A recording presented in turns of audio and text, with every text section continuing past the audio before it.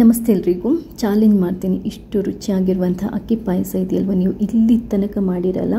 ಹಾಗೆ ಇನ್ನೊಂದು ಏನು ಅಂತಂದರೆ, ಈ ಪಾಯಸಕ್ಕೆ ಒಂದು ವಿಶೇಷವಾಗಿರುವಂಥ ಬೆಲ್ಲ ಕೂಡ ಯೂಸ್ ಮಾಡಿದ್ದೀನಿ. ವಿಡಿಯೋನ ಪೂರ್ತಿಯಾಗಿ ನೋಡಿ. ಸರಿ, ಹಾಗಾದರೆ ಈ ವಿಶೇಷವಾಗಿರುವಂಥ ರೆಸಿಪಿನ ಹೇಗೆ ಮಾಡೋದು ಅನ್ನೋದನ್ನು ನೋಡ್ಕೊಂಬರೋಣ. ಈ ರುಚಿಯಾಗಿರುವಂಥ ಪಾಯಸವನ್ನು ಮಾಡಲಿಕ್ಕೆ ಮೊದಲಿಗೆ 1 ಕಪ್ಪಷ್ಟು ನಾರ್ಮಲ್ ರೈಸ್ ಇರುತ್ತಲ್ವ, ಅನ್ನ ಮಾಡುವಂಥದ್ದು, ಅದನ್ನ ತಗೊಂಡಿದ್ದೇನೆ. ಈಗ ಇದನ್ನ ನಾವು ಒಂದು ಸ್ವಲ್ಪ ಹುರಿದ್ಕೋಬೇಕು.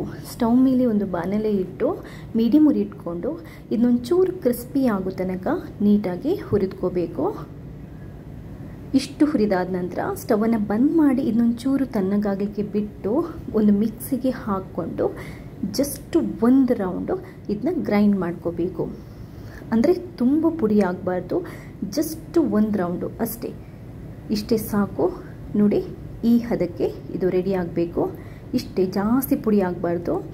ಇದನ್ನ ಇವಾಗ ಒಂದು ಪಾತ್ರೆಗೆ ಹಾಕ್ಕೊಂಡು ಸ್ವಲ್ಪ ಕ್ಲೀನಾಗಿರುವಂಥ ನೀರನ್ನು ಹಾಕ್ಕೊಂಡು ನೀಟಾಗಿ ಈ ರೈಸನ್ನು ತೊಳೆದ್ಬಿಟ್ಟು ಮತ್ತೆ ಒಂದು ಸ್ವಲ್ಪ ತಣ್ಣೀರನ್ನು ಹಾಕಿಬಿಟ್ಟು ಒಂದು 10 ರಿಂದ 20 ನಿಮಿಷ ನೆನೆಯಲಿಕ್ಕೆ ಬಿಡಬೇಕು.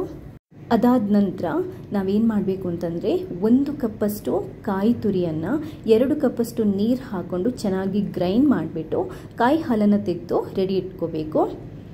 ಇದನ್ನು ಪಾಯಸ ಮಾಡೋದಕ್ಕೆ ಒಂದು ಪಾತ್ರೆಗೆ ಹಾಕ್ಕೊಳ್ಳಿ. ಅದಾದ ನಂತರ 2 ಕಪ್ಪಷ್ಟು ಹಾಲು ಕೂಡ ಬೇಕಾಗುತ್ತೆ. ಸೊ 1 ಕಪ್ಪಷ್ಟು ರೈಸಿಗೆ 2 ಕಪ್ಪಷ್ಟು ಕಾಯಿ ಹಾಲು, 2 ಕಪ್ಪಷ್ಟು ನಾರ್ಮಲ್ ಹಾಲನ್ನು ಹಾಕ್ಕೊಂಡು ಅದಕ್ಕೆ 1 ಟೇಬಲ್ ಸ್ಪೂನಷ್ಟು ತುಪ್ಪನ ಹಾಕ್ಕೊಳ್ಳಿ. ತುಪ್ಪನ ಹಾಕ್ಕೊಂಡು ಇವಾಗ ಇದನ್ನ ನಾವು ಕುದೀಲಿಕ್ಕೆ ಇಡಬೇಕು. ಚೆನ್ನಾಗಿ ಬಿಸಿ ಮಾಡ್ಕೋಬೇಕು. ಅಷ್ಟೊತ್ತಿಗೆ ಏನು ಮಾಡ್ಬೋದು ಅಂತಂದರೆ, ಒಂದು 4 ರಿಂದ 5 ಏಲಕ್ಕಿನ ಚೆನ್ನಾಗಿ ಗುದ್ಕೊಂಡು ಈ ಪಾಯಸದ ಪಾತ್ರೆ ಇರುತ್ತಲ್ವ ಅದಕ್ಕೆ ಹಾಕ್ಕೊಳ್ಳಿ. ಪುಡಿ ಮಾಡ್ಕೊಂಡು ಹಾಕ್ಕೊಳ್ಳಿ. ಹಾಲು ಚೆನ್ನಾಗಿ ಕುದಿದಾಗ ನಾವಿವಾಗ ರೈಸನ್ನು ಹಾಕೋಬೇಕಾಗುತ್ತೆ. ಕಾಯಿ ಹಾಲು ಮತ್ತು ಹಾಲು ಹಾಕ್ಕೊಂಡು ಕುದಿಸ್ತಾ ಇದ್ದೀವಲ್ವ, ಅದು ಚೆನ್ನಾಗಿ ಕುದಿಬೇಕು. ಅದಾದ ನಂತರ ರೈಸನ್ನು ನೀರು ಬಸಿದ್ಬಿಟ್ಟು ಚೆನ್ನಾಗಿ ತೊಳ್ಕೊಂಡು ಬೇಕಾದ್ರೆ ಇನ್ನೊಂದ್ಸರಿ ಹಾಕೋಬಹುದು.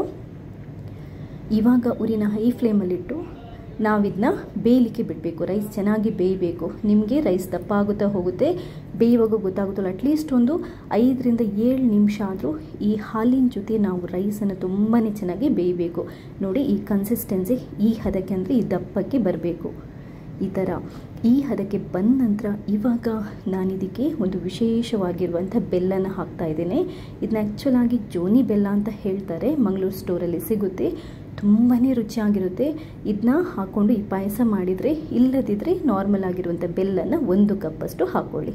ನಿಮಗೆ ರುಚಿಗೆ ಎಷ್ಟು ಬೇಕೋ ಅಷ್ಟು ನೋಡಿಕೊಂಡು ಹಾಕ್ಕೊಂಡು ಇದೊಂದು ಚೂರು ದಪ್ಪ ಆಗೋ ಥರ ನಾವು ಕುದಿಸ್ಕೋಬೇಕಾಗುತ್ತೆ.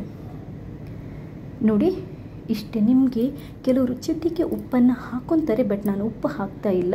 ಆ ಸ್ವೀಟ್ ಫ್ಲೇವರೇ ನನಗೆ ತುಂಬಾ ಇಷ್ಟ.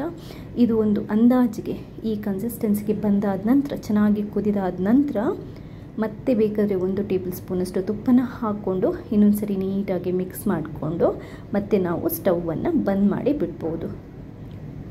ನೋಡಿ, ರುಚಿಯಾಗಿರುವಂಥ ತುಂಬಾ ಚೆನ್ನಾಗಿರುವಂಥ ಜೋನಿ ಬೆಲ್ಲದ ಅಕ್ಕಿ ಪಾಯಸ ರೆಡಿಯಾಗಿದೆ. ಮಾಡೋದಕ್ಕೆ ತುಂಬಾ ಚೆನ್ನಾಗಿರುತ್ತೆ. ಪಾಯಸಗಳಲ್ಲಿ ಇಷ್ಟು ರುಚಿಯಾಗಿರುವಂಥ ಪಾಯಸ ನಾನು ಯಾವತ್ತೂ ತಿಂದಿಲ್ಲ. ಅಷ್ಟು ಸೂಪರ್ವಾಗಿದೆ. ಪರ್ಫೆಕ್ಟಾಗಿ ಅದಕ್ಕೆ ಕೂಡ ಬಂದಿದೆ.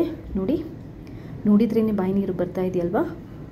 ಈ ರೆಸಿಪಿ ಇಷ್ಟ ಆದರೆ ಲೈಕ್ ಮಾಡಿ. ಹಾಗೆಯೇ ಫಸ್ಟ್ ಟೈಮ್ ನೀವು ನನ್ನ ಚಾನಲ್ನ ನೋಡ್ತಾ ಇದ್ದರೆ ಸಬ್ಸ್ಕ್ರೈಬ್ ಆಗಿ ನನ್ನೆಲ್ಲ ರೆಸಿಪೀಸ್ನ ನೋಡಿ ನನ್ನನ್ನು ಇದೇ ಥರ ಸಪೋರ್ಟ್ ಮಾಡಿ. ಥ್ಯಾಂಕ್ಸ್ ಎಲ್ರಿಗೂ.